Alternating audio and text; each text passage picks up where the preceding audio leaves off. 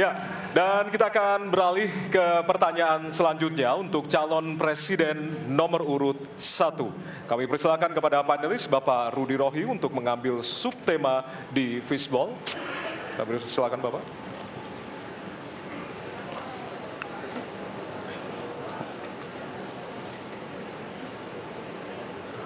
Diperlihatkan kepada kami semua, Bapak.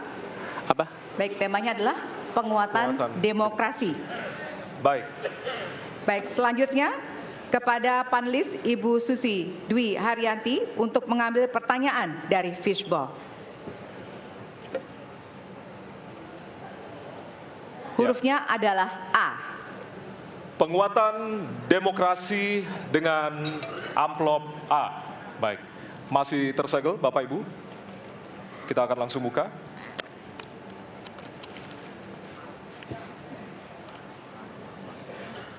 Salah satu pilar penting demokrasi adalah partai politik. Namun kepercayaan publik terhadap partai politik di Indonesia selalu rendah. Pertanyaan, apa kebijakan yang akan Anda lakukan untuk melakukan pembenahan tata kelola partai politik? Waktu untuk menjawab 2 menit dimulai dari sekarang. Saya rasa lebih dari sekedar partai politik. Rakyat tidak percaya kepada proses demokrasi yang sekarang terjadi. Itu jauh lebih luas dari sekedar partai politik. Ketika kita bicara demokrasi, minimal ada 3. Minimal 3 nih. 1 adalah adanya kebebasan berbicara. Yang kedua, adanya oposisi yang bebas untuk mengkritik pemerintah dan menjadi penyeimbang pemerintah. Yang ketiga, adanya proses pemilu, proses pilpres yang netral, yang transparan, jujur, adil. 3. Dan kalau kita saksikan akhir-akhir ini, 2 ini mengalami problem. Kita menyaksikan bagaimana kebebasan berbicara menurun, termasuk mengkritik partai politik. Dan angka demokrasi kita menurun, indeks demokrasi kita. Bahkan pasal-pasal yang memberikan kewenangan untuk digunakan secara karet kepada pengkritik, misalnya Undang-Undang ITE atau pasal 14, 15 Undang-Undang nomor 1 tahun 1946. Itu semua membuat kebebasan berbicara menjadi terganggu. Yang kedua, oposisi. Kita saksikan minim sekali adanya oposisi selama ini.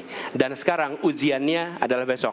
Bisakah pemilu diselenggarakan dengan netralitas, dengan adil, dengan jujur? Ini ujian ketiga.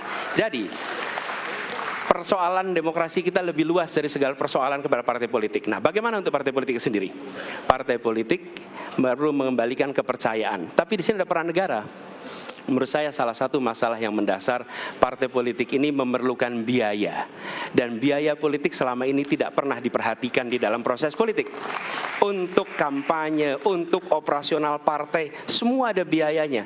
Sudah saatnya pembiayaan politik itu dihitung dengan benar, ada transparansi, sehingga rakyat pun melihat ini institusi yang bisa dipertanggungjawabkan. Jadi salah satu reformnya adalah reform pembiayaan politik oleh partai politik. Terima kasih. Baik. Waktu sudah habis, terima kasih. Kini kami persilakan calon presiden nomor urut 2 untuk menanggapi jawaban calon presiden nomor urut 1. Waktunya 1 menit dimulai dari sekarang.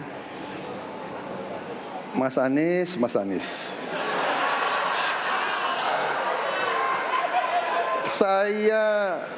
Saya berpendapat Mas Anies ini agak berlebihan. Mas Anies mengeluh tentang demokrasi ini dan itu dan ini. Mas Anies dipilih jadi gubernur DKI menghadapi pemerintah yang berkuasa. Saya yang mengusung Bapak.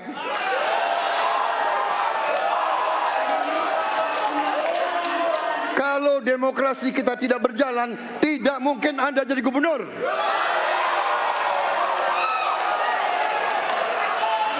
Kalau Jokowi diktator, Anda tidak mungkin jadi gubernur. Saya waktu itu oposisi, Mas Anies. Anda ke rumah saya, kita oposisi, Anda terpilih. Waktu habis, Bapak. Harap tenang, Bapak Prabowo. Baik, para pendukung, kami mohon untuk tenang, para pendukung. Para pendukung, baik. Harap tenang, kita akan lanjutkan dialog kita. Harap tenang. Hadirin harap tenang. Kami sampaikan kembali, hadirin harap tenang. Apabila tidak tenang, maka debat tidak dapat dilanjutkan. Ya, kami mohon kerjasamanya kepada para hadirin yang berada di halaman gedung KPU untuk bisa menaati aturan yang telah kita sepakati bersama. Ya.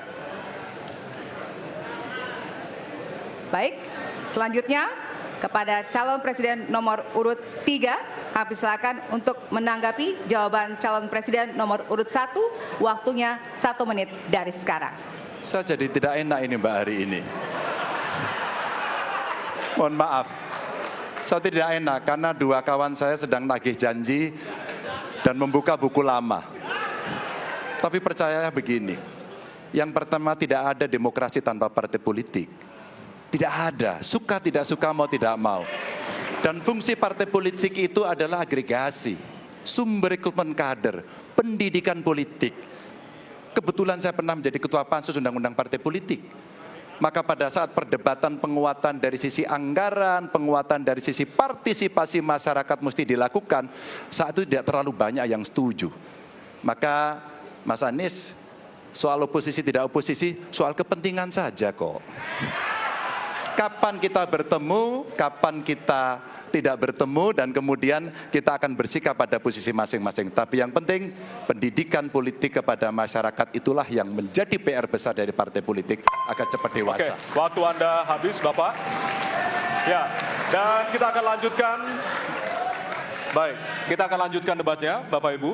Kita akan lanjutkan ke pertanyaan selanjutnya untuk calon presiden nomor urut 1. Ya. Untuk merespon tanggapan dari dua calon presiden lainnya, waktunya 1 menit dari sekarang. Ya. Terima kasih. Ketika kita menghadapi sebuah proses demokrasi, di situ ada pemerintah dan ada oposisi. Dua-duanya sama terhormat. Dan ketika proses pengambilan keputusan itu dilakukan, bila ada oposisi, maka selalu ada pandangan perspektif berbeda yang membuat masyarakat bisa menilai. Karena itu oposisi itu penting dan sama-sama terhormat. Sayangnya tidak semua orang tahan untuk berada menjadi oposisi. Oke? Seperti sampaikan Pak Prabowo tidak tahan untuk menjadi oposisi. Apa yang terjadi?